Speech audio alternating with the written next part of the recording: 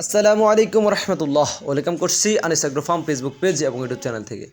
অনেকেই আমার কাছে জানতে চেয়েছেন যে ভাই ছাগল হিটে যে আসে এটা আমরা বুঝবো কেমন করে, বা আমরা যে এতদিন যে লালন পালন করতেছি ভাই আমার ছাগলটা হিটে আসতেছে না। তো আজকের কিছু লক্ষণ নিয়ে আপনাদের মাঝে আমি আলোচনা করব, যে লক্ষণগুলো দেখলে আপনারা বুঝতে পারবেন যে আপনাদের ছাগলগুলো হিটে আসছে এবং মিলনের জন্য উপযুক্ত সময়। তো এই বিষয়গুলোর জন্য অনেকে আমাকে মেসেজ দিয়েছেন এবং জানতে চেয়েছেন। তো আজকের ভিডিওতে আমি এই বিষয়গুলো বা এই লক্ষণগুলো নিয়ে আলোচনা করব, যাতে আপনারা দেখলে বুঝতে পারবেন যে আপনার প্রিয় ছাগলটি বা আপনার খামারের প্রিয় ছাগলটি হিটে আসছে। তো ভিডিওর সঙ্গে থাকুন, বিস্তারিত জানতে পারবেন, যাতে করে আপনি আপনার ছাগলগুলো দেখলে বুঝতে পারবেন যে ছাগলটা হিটে আসছে। নামাজ বাদ দিও না বন্ধু, দুনিয়ার জীবন থেকে আখিরাত উত্তম। আচ্ছা, প্রথমত আমাদেরকে জানতে হবে যে ভাই হিটটা কী। হিটটা মূলত এই জিনিসটাকে বোঝায় যে একটা প্রাণী যখন উপযুক্ত মিলনের সময়ের জন্য উপযুক্ত হয় বা উপযুক্ত সময় ঘনিয়ে আসে বা নির্দিষ্ট সময় ঘনিয়ে আসে, তখন ওই জিনিসটাকে হিটে বলা হয়। ছাগলের ক্ষেত্রে হিট বলা হয়, তো গরু ছাগলের ক্ষেত্রে আর কি হিট বলা হয় আর কি। আচ্ছা, যাই হোক, তো যে লক্ষণগুলো আপনাদের মাঝে তুলে ধরার জন্য আজকের এই ভিডিওটা করা, শর্টকাটে আপনাদেরকে শিখিয়ে দিব কীভাবে দেখলে আপনারা বুঝতে পারবেন যে আপনার ছাগলটা হিটে আসছে। তো প্রথমত যেটা, সেটা হলো যে ছাগল যখন হিটে আসবে তখন প্রচুর ডাকাডাকি করবে এবং প্রচুর বিকট ডাকাডাকি করবে, যেটা মানে ওদের কাছে গেলে ওরা মানতে চাইবে না, এরকম পরিমাণে ডাকাডাকি করবে। আচ্ছা, দ্বিতীয়ত কি দেখলে আপনারা বুঝতে পারবেন যে ছাগল হিটে আসছে। কয়েকটা লক্ষণের মধ্যে এটা একটা লক্ষণ যে লেজ লাড়াবে। লেজ কিন্তু ঘন ঘন লাড়াবে। আপনারা স্ক্রিনের মধ্যে যে ছাগলটা দেখতে পাচ্ছেন, দেখেন ঘন ঘন কিন্তু লেজ লাড়াচ্ছে, দেখছেন ঘন ঘন একদম ঘন ঘন লেজ লাড়াচ্ছে। এটা দেখলেও বুঝতে পারবেন যে আপনার ছাগল হিটে আসছে। আচ্ছা, এখন গ্রামগঞ্জে অনেক সময় মশার কারণে কিন্তু লেজ লাড়ায়, কিন্তু বিষয়টা এরকম না। যখন ডাকাডাকি করবে এবং প্রচুর ডাকাডাকি করবে, লেজ দাঁড়াবে, মানে একাধিক লক্ষণে, আমি যে লক্ষণগুলো বলবো এই লক্ষণগুলোর মধ্যে একাধিক লক্ষণ থাকলে আমরা বুঝবেন যে আপনার ছাগলটা হিটে আসছে।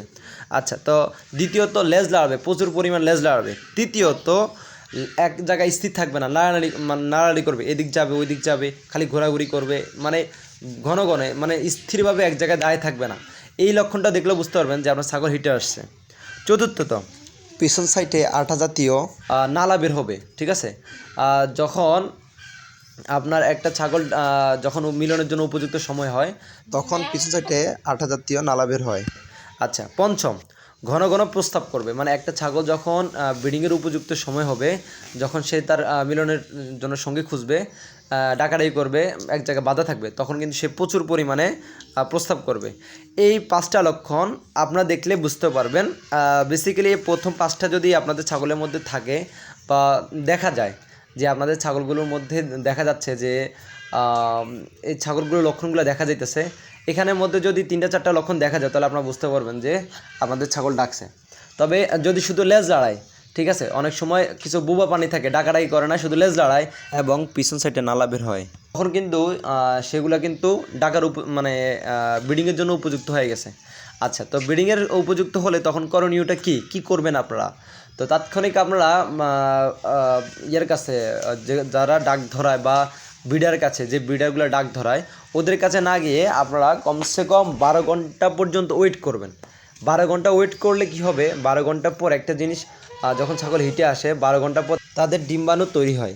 12 ঘন্টা পর যখন তাদের ডিম্বাণু তৈরি হয়, তখন ছাগলের সিমেন্সটা, মানে ব্রিডারের সিমেন্সটা যদি ওদের ভিতরে যায়, তখন কিন্তু ডিম্বাণু এবং শুক্রাণু মিলিত হয়ে কিন্তু বীজটা টিকে যায় এবং বাচ্চা হওয়ার সম্ভাবনাটা বেড়ে যায়। তো এই জিনিসটাও খেয়াল রাখবেন। তো যখন সাথে সাথে ডাকাডাকি করবে, তখন সাথে সাথে নেবেন না, কমসে কম 12 ঘন্টা পর নেওয়ার চেষ্টা করবেন।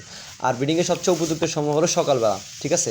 আর যারা ডাক ধরায়, তারা তো একাধিক ছাগল দিয়ে ডাক ধরায়, তখন এই কাজটা করবেন না, অন্তত সকালবেলা প্রথম ডাকটা ধরানোর চেষ্টা করবেন। এতে করে প্রথম ডাক ধরালে কী হবে, প্রথম ছাগল মানে ব্রিডারটা দিয়ে যদি আপনার প্রথমে ছাগল ডাক ধরায় দিনের প্রথমে, তাহলে এই ব্রিডারটা থেকে ভালো মানের বাচ্চা পাওয়া যেতে পারে। আর দিনে একটা ছাগল থেকে, একটা পাঠা ছাগল থেকে একটা মাত্র বীজ নেওয়াটা উত্তম। এতে করে ছাগল ভালো, মানে বীজটা ভালো থাকে এবং ভালো মানের বাচ্চা পাইতে পারেন। ভালো মানের বাচ্চা পাইতে গেলে ভালো মানের পাঠার প্রয়োজন, আর ভালো মানের পাঠা দিয়ে কিন্তু দিনে একটা মাত্র বীজ নেওয়া সম্ভব। একাধিক বীজ নিলে কিন্তু কখনো এখান থেকে ভালো মানের বাচ্চা পাওয়া যায় না। তো আজ এ পর্যন্ত সব ভালো থাকবেন। আর আমার ভিডিওটা আপনাদের কেমন লাগছে অবশ্যই কমেন্ট বক্সে জানাবেন। আমার চ্যানেলের ভিডিওগুলো যদি আপনাদের কোনো উপকার এসে থাকে তাহলে অবশ্যই চ্যানেলটিকে সাবস্ক্রাইব করে পাশে থাকবেন এবং অবশ্যই আপনারা কমেন্ট বক্সে জানাবেন যে কী প্রকার বা কী রকম বা কী ধরনের ভিডিও দিলে আপনাদের উপকার হবে। আমি চেষ্টা করব আমার অভিজ্ঞতা দিয়ে সেই রকম ভিডিও তৈরি করার। তো আজ এ পর্যন্ত সবাই ভালো থাকবেন। আসসালামু আলাইকুম ওয়া রাহমাতুল্লাহ।